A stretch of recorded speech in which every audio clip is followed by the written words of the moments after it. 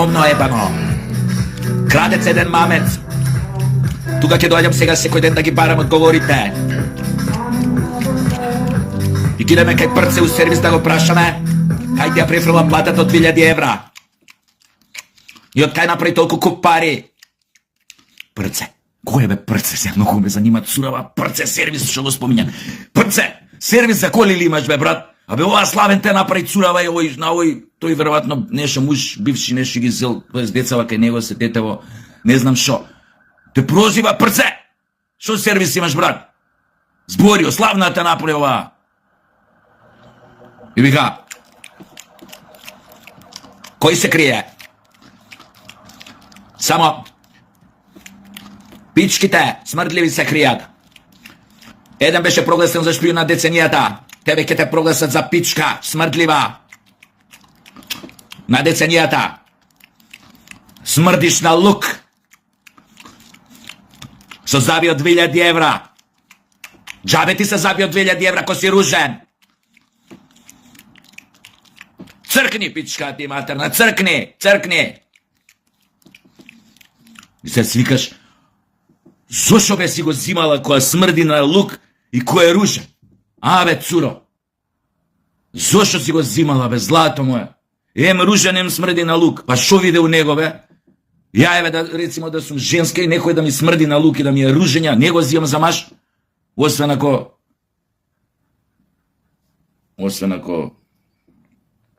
Знаете, тако и зашто.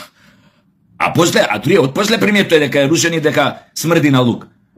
Ама тогаш не приметува дека смрди на лук и дека е ружен. Мислам пред ова све да се деси. Кажи на сите од каде направи купари. Керката ли ја продаваше, кажи.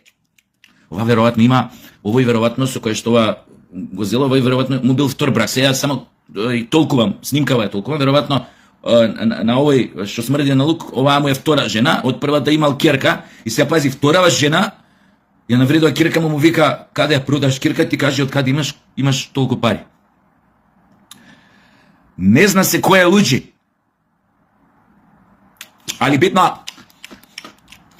полиција ке мене може да дојде која сака, често пати доаѓале.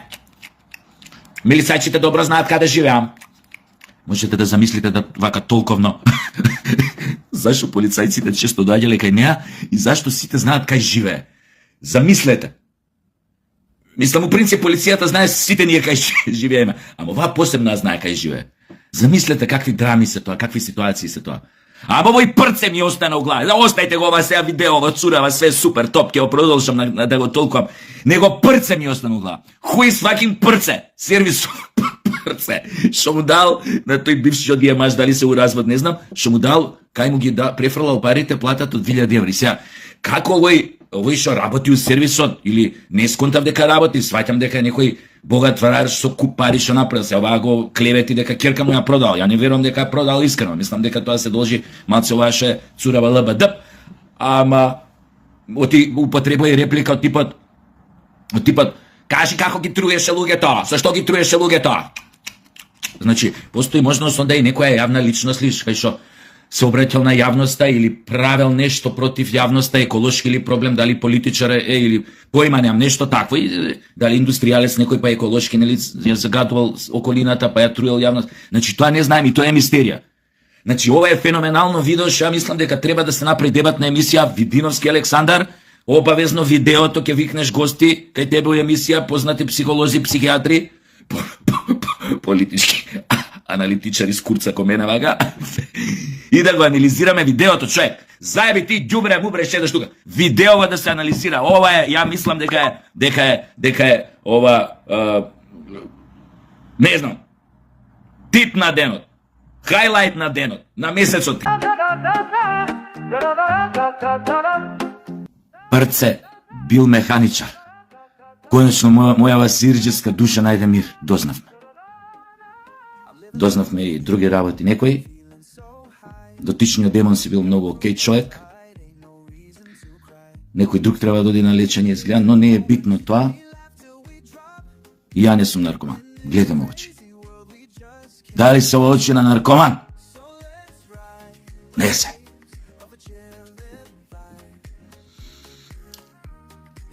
Имаше некои коментари од еден познат подкастер, демек сирчиски било многу ова што се спрдаме со нечија психопатологија. И уште некои тама други што искоментира, па и мојата лоша глума ја коментира, очигледно не разбираат што е намерно претерување, што е намерно карикирање. А нешто намерно се претерува и се карикира токму за да се потенцира таа психопатологија. А сеирот, сега ќе ви кажам малце Чичо Сашо да го слушате нешто паметно може ќе научите. Сеирот, фаќањето сеир е многу легитимна човекова карактеристика. Многу легитимен човеков феномен. Изгледа смешно, изгледа глупо, изгледа може вас ниско ви изгледа, но тоа е легитимен. Една од основните карактеристики на човекот како љубопитно суштество или битие. Да не е тоа ваше чувство на сеир во вас, како луѓе. Никој од вас нема да гледа турски серии. Да не е тоа чувство на сеир, тој феномен, таа карактеристика човеков. Ниеден од вас нема да гледа театар, филм. Фундаментот на театарот е феноменот сеир. Дечки, да научите нешто паметно. Ако више толку ме рчкате и се чепкате со мене, редно и вас да ви кажам. Театарот на што се базира? Види оној што е направи на она и види ги сега овие што ќе направат за да го заебат овој, за да ја заштитат ова или да ја уништат онаа. Или види кој со кого спие и види оваа како го лаже мажот и затоа што оваа, затоа што мажот и не знам што и прави, па оваа сега му враќа. Паметни дечки, подкастери и остали. Што е ова ако не е сеир? Или факиње сеир? Добро. На сите нас многу ни беше јасно која е првата страна и која е втората страна. И колко ме јебе матери зашто. И кој е оштетениот и кој треба да иде на лечење и кој е тука опресираниот, нападнатиот, агресираниот и така натаму. Ако веќе лудилото е официализирано на социјалните мрежи, ако веќе сме бомбардирани од психопатолошки личности, од патолошки нарциси, кои што мислат дека се многу морални, многу паметни или продаваат морал, а зад нивното продавање на морал се кријат крајно демонизирани битија, неморални, бахати, нарцисоидни, зашто не бидат коментирани? Дечки, еве подкастер го прашувам, познат. Како тоа мене смеа да ме бомбардираат? Вие сите тамо, медиуми и подкастери, еве кај еден друг твој колега подкастер, беше една психопатолошки, овој патолошки нарцис, цура. Што му кажа на тој србинот исто така еден влијателен инфлуенсер, кој што ја немам некој мислење за него високо, но која му рече педофил у емисија. А вие што ги викате таквите патологии, како таа, за која што сите знаеме што све презентираше. Мислам, ја отпосле дознав, тогаш не знаев дека таа била во задруга. Другар мој од Америка ми прати клипови со неу задруга, пошто тоа задруга не следам. Тие манијаци не ги следам, не ме занимаат. И он ми прати, демек ја која искоментирав тогаш таа, кај тој другиот подкастер во емисија, ми прати, еве да видиш ви како е таа особа. Ја за глава се фати.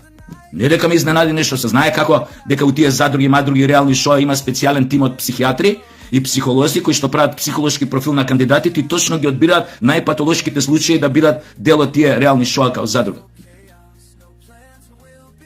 И таа кај тој подкастерот збореше колку била добра мајка.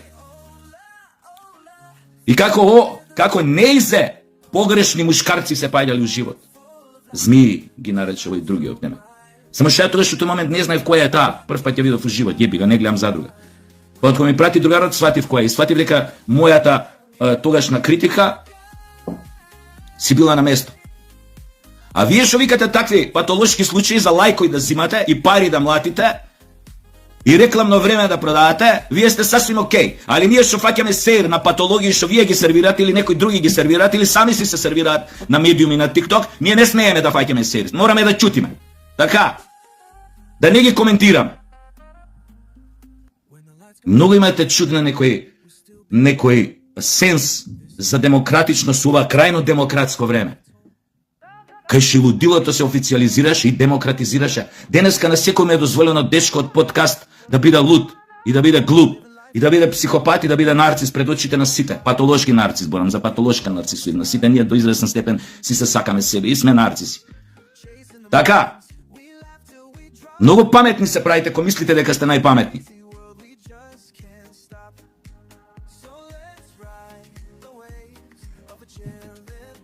Нормално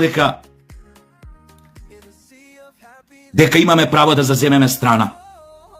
Имаме право да коментираме, па нели ова не е времето на Тито, времето на ова кога не смее да се зуцне ништо. Сакавте демократија, ја уведовте. Му дадовте карт бланш на лудилото преку медиумиве, ке трпите и критики. Сите вие. И вие сте као најневините, божите јагненца, што правите подкасти, правите разни комерцијални теми, викате психопати за да правите лајко и да правите пари. Ние сме грешниците, така? Така ли е? Ја тоа што го правам, ја не монетизирам, бе, дечки. Јас си го правам не като заебанција, не като кеф, нека да си се ладам. Кој ме знае, знае дека е така. Кој ми е мен интересот? Видовте некоја реклама на моје видео да се појави нешто, да, нека се појавува тамо некој кој знае како, ако ги... So what? Појма нема, може некој ме... Не знам, ја не се ни разбирам од ова, кој како идат тие со едо и со реклами. Дрво сум. Тотално сум нематеријално настроен. Никаде научив пари да правам, кој што знаете добро. Да валоризирам, педерски, подмолно. А ви нудам овие гости, видите колку добри гости се ова. Како ова, каква емисија, по овој стана од емисија, избега од емисија. Манипулација за пари прајање, за гледамост прајање. И вие мене ќе ми кажете за фаќање сер говеда едни. Полжави едни. Но добро. Ваше е да си кажете, да си искоментирате, моје да ви одговорам. Па да видиме, ја не се надевам дека вас ќе ве култивирам, нешто ќе ве научам, ја не се надевам на тоа. Ама демократија да си ја кажам и мојата страна, нели? И нашата на сите нас, пошто сите нас не правите вие психопати у коментарите. Демек сирџи сме биле, сме фаќале сер. Што треба да климаме со глава? Уреду, да. Па втората страна, третата страна, петата страна. Мене не ми требаат бе дешко 6 страни да видам или да прашам. Не сум ја новинар за да сватам кој е ретардо, кој не е ретардо. Ја еден го гледам, ако е ретардо, го гледам од понашање дека е ретардо. Не ми треба и втората страна да ја прашам дали е ретардо, се гледа да видам дека е некој ретардо. Аман.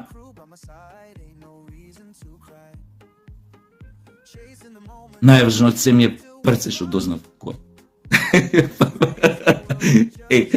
А некој ми пишал у коментар, сега вика кај прце, иди со колото однака гратис имаш.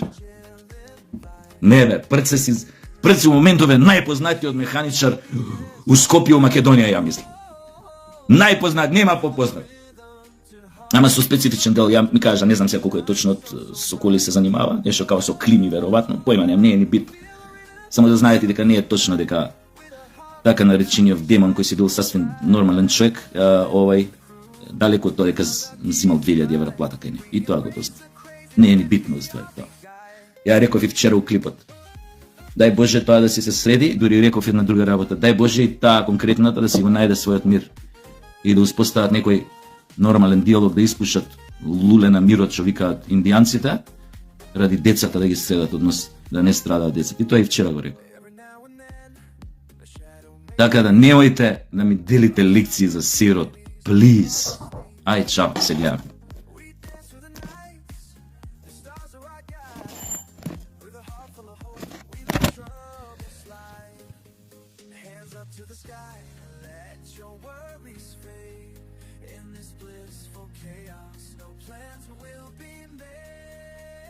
Денес веебав сите. Фак! Денес веебав сите. Фак! Најновот, најголемиот борец против демони на денешнината во Скопје.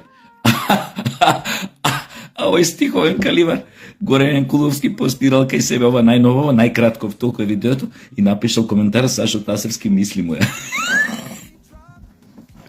Иначе, видов уште едно нешто кај него постирано. Вика, новинари една инфлуенсерка и пеачка. И ово вика, новинарот, дали Марија Луиса чита книги? Да. Кој ти е омилен автор? Па не дека читам многу книги. А добро, колку книги имаш прочитано? Па шо знам? 3. Сакаш да кажеш дека за твои 33 години само 3 книги си прочитала? А да. Значи една книга на 10 години. Пази.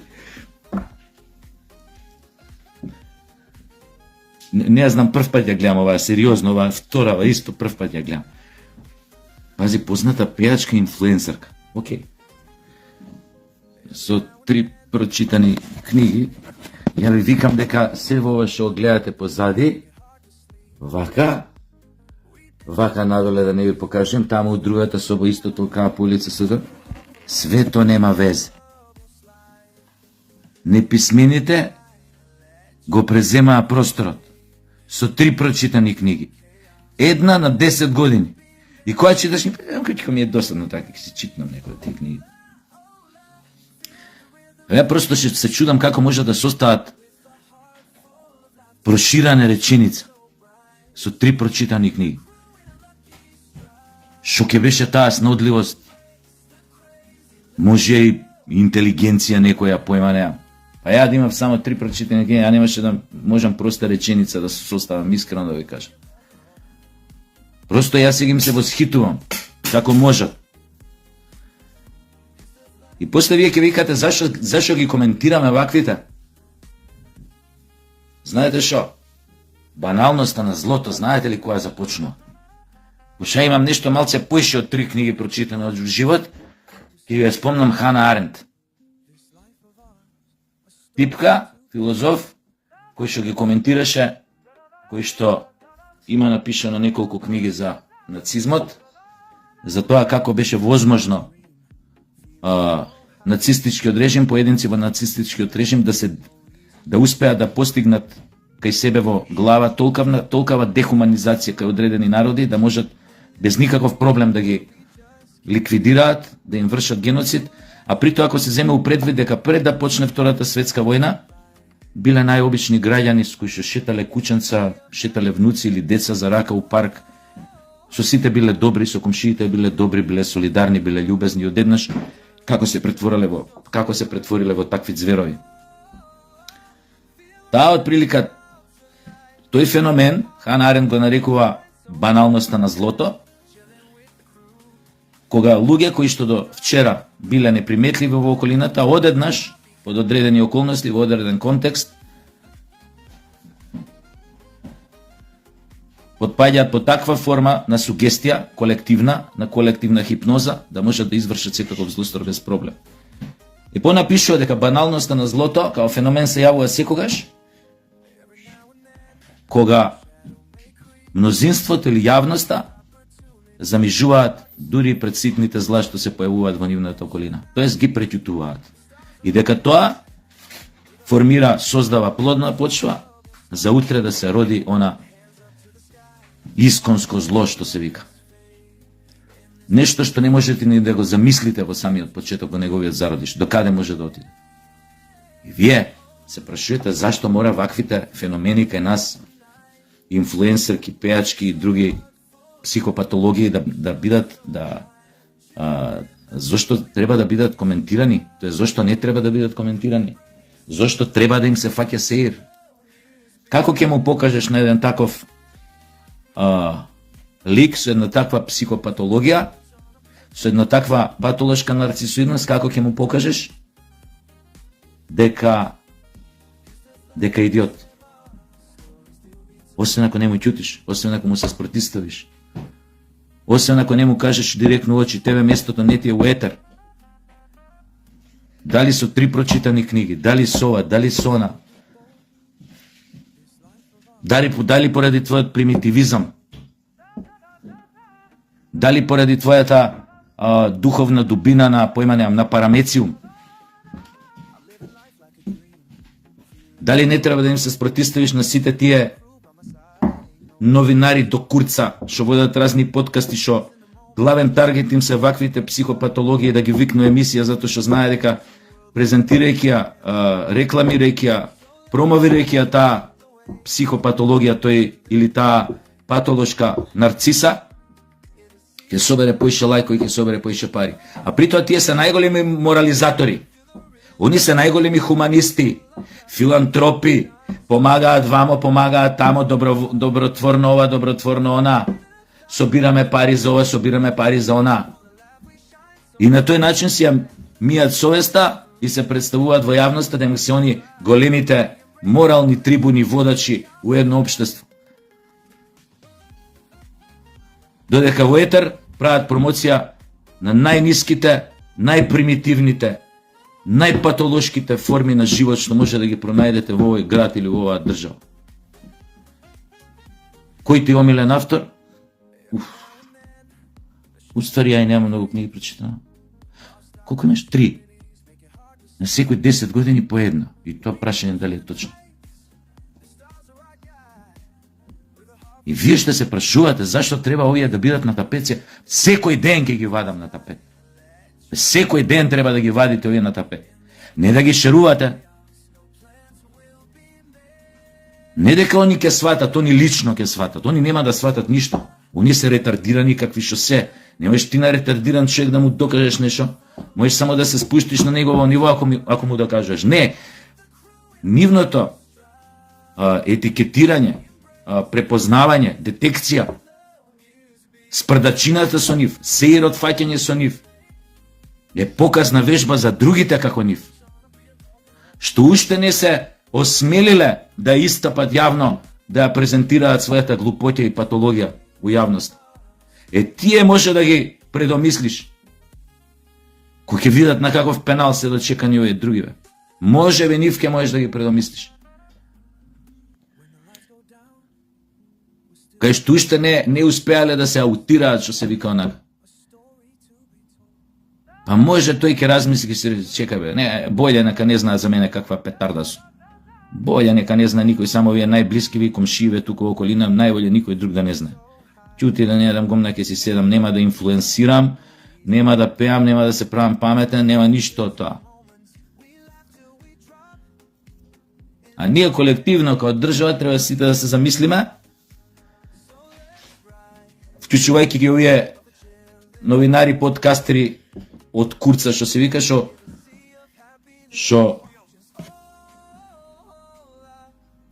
ќе се израза малце безобразно, што крив кур не разбираат, а се прави дека се големи фраери, големи интелектуални маси на медиумскиот простор.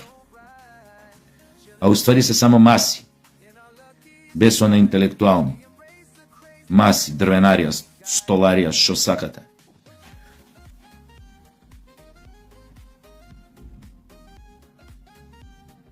А до тогаш, што да ви кажам, треба, ја мислам дека треба сите да се вадат на тапет, од прв до последен. Па може и овие останативе во што се во медиумиве ќе сватат каква штета прават со тоа што ги промовираат ваквите патолошки личности, појави и феномени на нашето живење. Нас не ни требаат задруги овдека. Ете има у Србија, си ги покажуваат тамо своите патологии. Не мора и ние тука да ги промовираме, пошто тамо ја искрено не гледам тоа задруга, мене ми праќаат вака пријатели што следат таа будалаштина. Она е, како да ви кажам, она е дно дна на човековото постоење. И сите тие реални шоу. Дно дна. Нема подоле од тоа. Тамо нема дно кое што не е пробиено од тие реални шоу. И тамо идат македонки. Македонци. И ќе се вратат овде.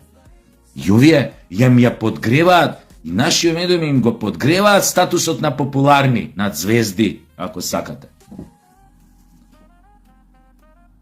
Она била влијателна со 3 прочитани книги, али била влијателна у јавноста.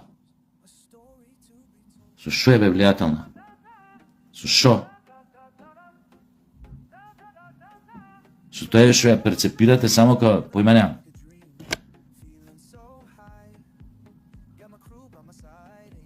Во една најкомерцијална, како да кажам,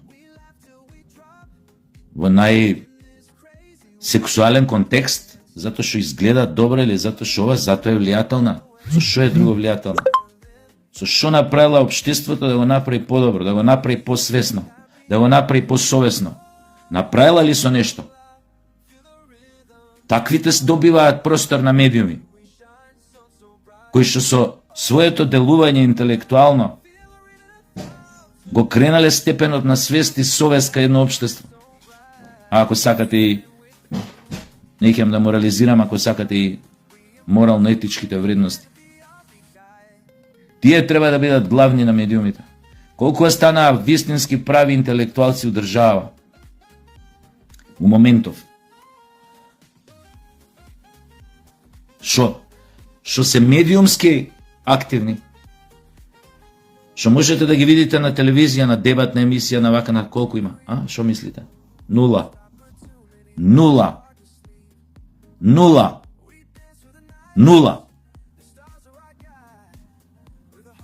Отворете програми, гледате дебатни емисии у поширокиот наш регион, Словенија, Хрватска, Италија.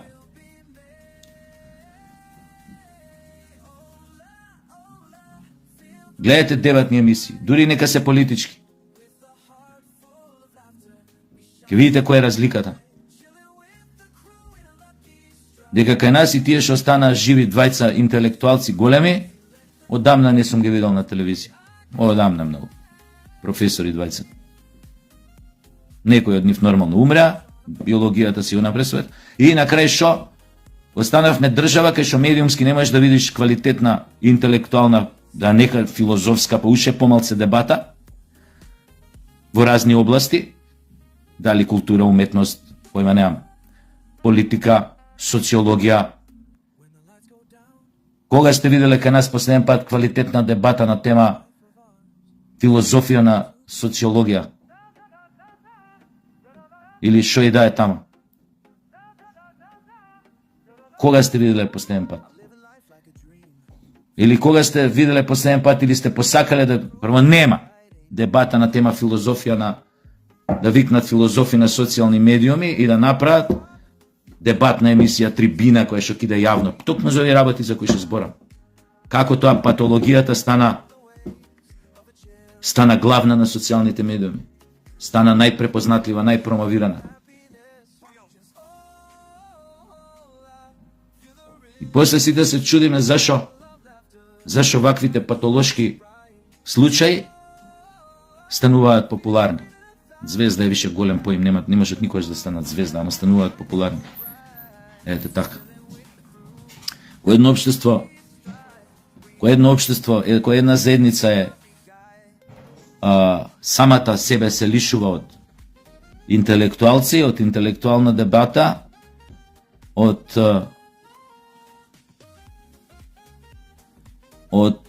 промоција на култура, културни вредности, етичко-морални норми на своите медиуми, го имате опозитот на тоа, спротивниот пол на тоа. Имате цунами од разни диагнози и патологии, на кои што не би смеело да им се дозволи да се појават у било кој медиум на било кој место. У јавен простор не би смело да им се дозволи да се појават. Ете тоа е.